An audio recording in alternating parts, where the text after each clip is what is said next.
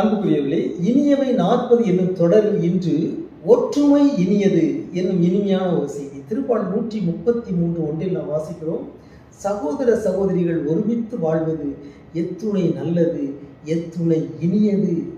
அருமையான செய்தி. ஆகவே ஒற்றுமை என்பது நம் வாழ்வை இனிமைப்படுத்துகிறது. பிளவு, பிரிவினை, கட்சி மனப்பான்மை இவை வாழ்வை கசப்பானதாக மாற்றுகின்றன. குடும்பத்தில் பிளவு இருந்தால் அங்கே கசப்பு தான் வரும். ஒரு நாட்டில் பிளவு இருந்தால் கசப்பு தான் வரும். ஒரு குடும்பம், ஒரு நாடு, ஒரு பங்கு, ஒரு சமூகம், ஒரு அன்பியம், எங்கெல்லாம் ஒற்றுமை இருக்கிறதோ அங்கே இனிமை இருக்கிறது. ஒவ்வொரு பெரியவாளரும் நாம் பாடுகிறோம், அன்பும் நட்பும் எங்குள்ளதோ அங்கே இறைவன் இருக்கின்றார். எனவே ஒற்றுமை நம் வாழ்வை இனிமைப்படுத்துகிறது. கசப்பான வாழ்வை மாற்றி நம் வாழ்வு இனிமையானதாக மாற வேண்டும் என்றால் அதற்கான பல பரிந்துரைகள். ஒன்று, ஒற்றுமையோடு வாழுங்கள். சகோதரர்கள் ஒருமித்து வாழ்வது நல்லது, இனிமையானது. ஆமென்.